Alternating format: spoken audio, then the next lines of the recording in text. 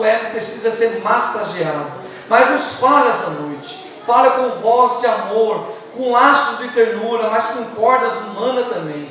Fala com cada coração, Senhor, que aprove estar aqui nesta noite para ouvir a Tua palavra. Nos encha com Teu Santo Espírito. Sim, Senhor, é isso que nós pedimos e agradecemos em Teu nome. Amém. Amém. Cumprimento os irmãos com a paz do Senhor. Amém. Eu vou ler o Salmo número 29, né?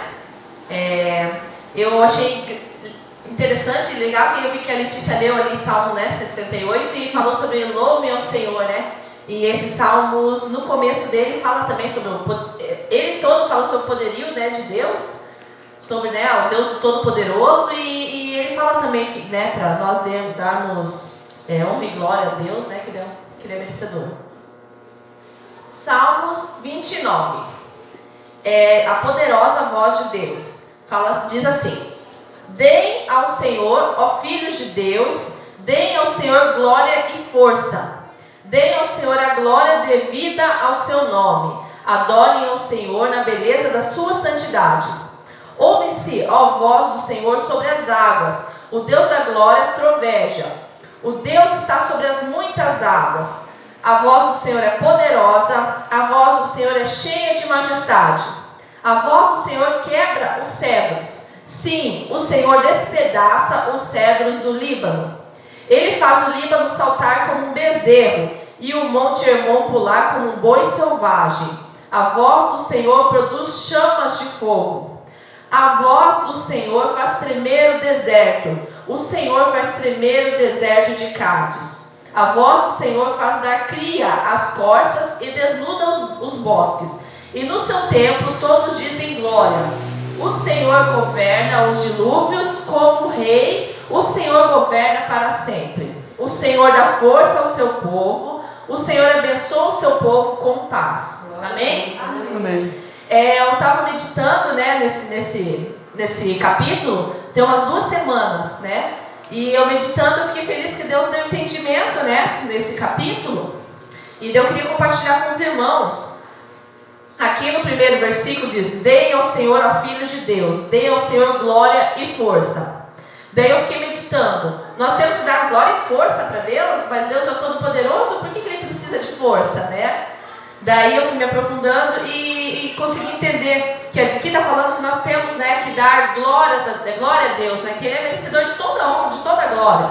E força, tem que dar com o nosso melhor, né, com o nosso esforço, dar com alegria, adorar a Deus com alegria, né? Dar o nosso melhor, isso quer dizer força. Daí que diz, no 2: deem ao Senhor a glória devida ao seu nome. Adorem o Senhor na beleza da sua santidade. 3: ouve-se a voz do Senhor sobre as águas. O Deus da glória troveja. O Senhor está sobre as muitas águas.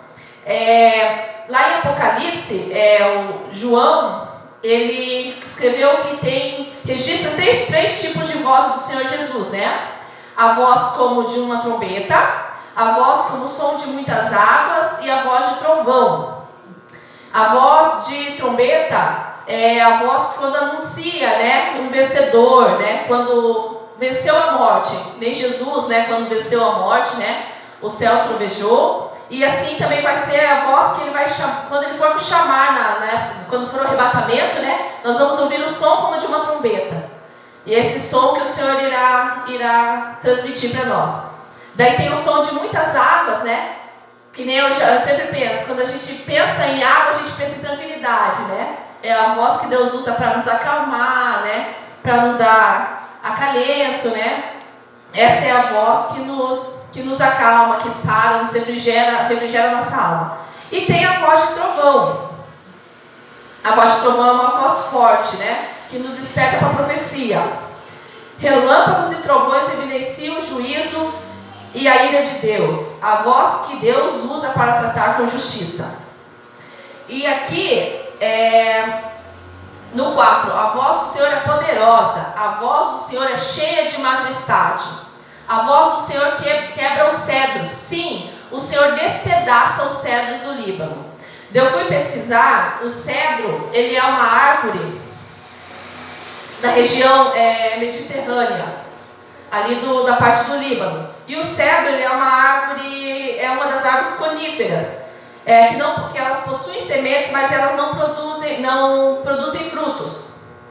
E elas não precisam, não dependem diretamente da água para sobreviver. Elas são majestosas, elas são altas, elas se destacam perto das outras árvores, né? Elas são resistentes. Inclusive eu ia trazer um pedaço de cedro lá do Trombeta, não era lá do Líbano, né? Ali do Mato Grosso. Mas eu ia trazer para mostrar, né, como é resistente. Uns 5 centímetros, e ele é muito resistente. Eu até pensei, fico imaginando, né, o pessoal do karatê que quebra madeira com a mão, do cedro não quebra cedro. Não usa cedro. Então, daí elas ficam sim em altitude, sabe? Elas se reproduzem, elas produzem em altitudes e elas levam mais de 1.000 metros de altitude, sabe? De 1.000 metros a 2,5 metros, né? Pelo que eu pesquisei. Então, o cedro é uma madeira resistente. Daí eu vi aqui que a voz do Senhor quebra os cedros. Sim, o Senhor despedaça os cedros do Líbano. E daí eu assemelhei, né? Estava meditando. Muitas pessoas são como um cedro. Elas são altivas, são soberbas, né? Elas não se dobram a nada nem ninguém, porque o cedro do Líbano, ele está em uma altitude, então cai temperatura, sabe? Ele deveria mexer a estrutura dele, mas o cedro ele é resistente. Ele tem uma raiz bem profunda que nada derruba ele. Ele é uma árvore muito resistente, né? Então, daí dá para se comparar o cedro às pessoas, né? Soberbas, que se acham independentes, né? Que dão glórias a si mesmas, são majestosas, né? São pessoas também que não dão frutos, né? Que elas são muito altivas, né? Daí tem até alguns versículos para meditação. Marcelo? Provérbios 16 e 18. Travou? E Tiago 4 e 6. Então, os irmãos, né, que quiserem depois ler em casa. Daí, falando sobre o Líbano aqui, ele faz o Líbano saltar como um bezerro e o Monte Hermon pular como um boi selvagem. A gente para pensar como um bezerro, né? Um bezerro, ele eu imaginei uma criança. Criança, qualquer coisinha sente dor, já berra, já chora, né? E aqui, falando sobre pular como um boi selvagem. Boi, a gente já lembra daquele peão boiadeiro, né? Que eles colocam uma corda que machuca e eles pulam sem parar. Pulam sem... E a mesma coisa que fala que quando Deus, ele quebra e despedaça o cedro do Líbano, eles pulam, o Líbano salta como um bezerro e o monte pula como um boi selvagem. Porque eles não têm mais estrutura nenhuma. Eles ficam pulando para lá e para cá à deriva. Porque Deus é quem governa tudo. E daí fala aqui, 7. A voz do Senhor produz chamas de fogo. O fogo serve para limpar, para lapidar, para purificar, mas também serve para consumir. Daí o versículo 8. A voz do Senhor faz tremer o deserto. A voz do Senhor faz tremer o deserto de Cádiz. Cádiz, o deserto de Cádiz é uma região coberta de vegetação no deserto de Zin, a uns 120 quilômetros ao sul de Hebron. Ali eles moravam os amalequitas, né? Eu fui verificar, eu vi que foi ali, nesse deserto de Cádiz, foi um dos trajetos do Moisés com o povo israelita. Quando eles foram, né, passaram pelo deserto ali, e eles foram atacados pelos amalequitas, né, que vem do Amaleque, o Amaleque é neto de Esaú. Eles foram atacados pelos amalequitas, e daí eles ficaram com medo de prosseguir em frente. E daí, por eles terem ficado com medo, Jesus ficou irado com eles, porque Deus tinha um propósito com a vida dos israelitas, que era para eles tirar do deserto e levar até a terra prometida. E daí, nesse percurso, devido à presença dos amalequitas, né, que atacaram o povo israelita, os israelitas ficaram com medo de prosseguir. E daí Deus tem o seu propósito. Ele tinha o propósito de levar o povo para a terra prometida. E como o povo não queria ir, Deus ficou irado e não permitiu que o povo saísse dali. Eles tiveram que ficar por ali 37 anos, né? 37 anos e a próxima geração deles é que queriam dar continuidade para poder sair dali para a terra prometida. Então, e nesse tempo, então, por que foi falado sobre os amalequitas, sobre o deserto de Cádiz? Porque o Senhor ali diz que o Senhor faz tremer o deserto de Cádiz.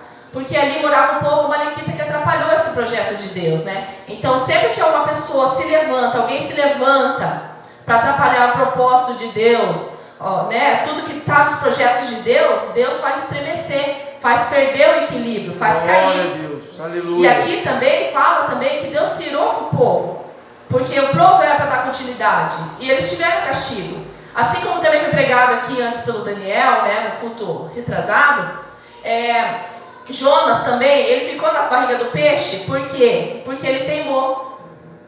Ele não queria pregar, e o propósito de Deus é que ele pregasse para o povo de Nínive, para os ninivitas, e ele não foi pregar. Então ele também sofreu uma punição. Então nós vemos aqui que Deus faz estremecer, né? Tremer o deserto de Cádiz, que foi onde gerou todo esse contratempo por conta desse propósito que Deus tinha com o povo. E nós vemos também que no povo também que queria atrapalhar o povo de Israel para chegar até a terra prometida foi Faraó, né? E Faraó a gente viu que Moisés, né, foi levantado por Deus para tirar o povo do cativo. E Faraó se levantou, Deus mandou praga, mandou a segunda praga, mandou a terceira, mandou 10 pragas. Ele não ouviu a voz de Deus. Daí o que aconteceu? Deus permitiu que morresse o primogênito de cada família que não tivesse o sangue do cordeiro. E os primogênitos morreram.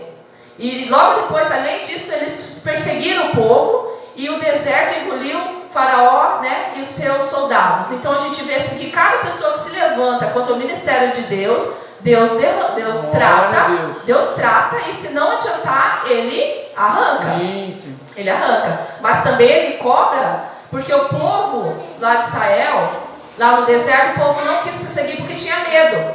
Mas Deus saciou a fome, cuidou, não deixou seus calçados acabarem, não deixou suas roupas serem consumidas, né? Foi nuvem em dia, né, de sol, proveu a água, proveu o mantimento, proveu o maná do céu. E mesmo assim o povo ainda tinha medo que Deus que não conseguissem passar, que os amalequitas atacassem eles de novo. E Deus já tinha provado que Deus estava com o povo, entendeu? Deus estava cuidando do seu povo, né? Então Deus tirou, porque só estou mostrando que eu estou com vocês, e vocês ainda estão com medo de prosseguir. Isso retardou, né, o processo que Deus tinha na vida deles.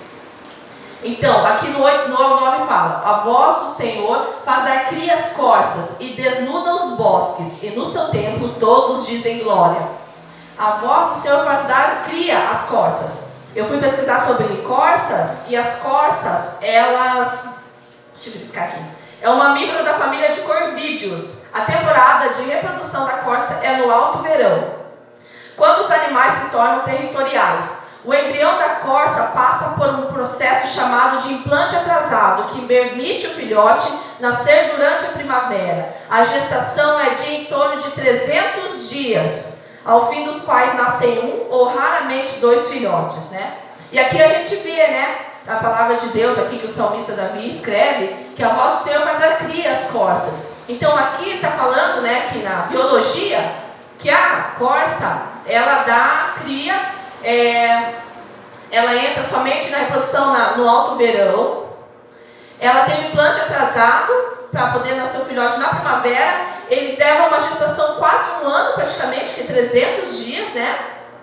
300 dias e dos fins, quais nascem um ou raramente 2 filhotes. Isso quando nascem. Então aqui está falando que Deus dá vida. Deus dá vida. E também fala aqui que e desnuda os bosques. Os bosques estão cheios, mas Deus é tão soberano e tão poderoso que se Ele quiser, Ele dá vida e Ele tira a vida, né? E nós adoramos um Deus que tem todo o poder nas mãos e merece toda a honra e toda a glória. Sim, glória a Deus. O Senhor governa os dilúvios como rei. O Senhor governa para sempre, né? Ali fala, né? O Senhor fez uma aliança. A Letícia já pregou aqui na igreja, né? Fez uma aliança, né, com o povo, com Noé ali, que ele não ia mais, né? Permitir que as vidas acabassem através do dilúvio, né? Tanto que ele mandou um arco-íris. Então aqui fala que o Senhor governa os dilúvios. Se Ele quiser, Ele não vai fazer isso porque Ele prometeu. Ele fez uma promessa, Ele não quebra a promessa. Ele é um Deus fiel e verdadeiro. Mas Ele tem o controle nas mãos dEle. O Senhor dá força ao seu povo. O Senhor abençoa o seu povo com paz. Né? A gente tem visto, né, como Deus é poderoso, como Deus é grandioso, né? Como Ele tem cuidado da gente, né? E como Ele tem sido fiel e justo, né? E o Senhor tem falado, né, através, né, dos seus servos, né, através das pessoas que ministram. Então, isso que eu queria passar para os irmãos, né? A soberania de Deus, né? Que Ele faz justiça, né? Eu queria, diante dessa mensagem que eu compartilhei com os irmãos, gostaria que os irmãos meditassem, né? Fizessem uma análise de si mesmos, sabe? Pensar, será que eu estou honrando o Senhor, dando a glória devida, com toda a nossa força, com toda a nossa vontade, com todo o nosso desempenho?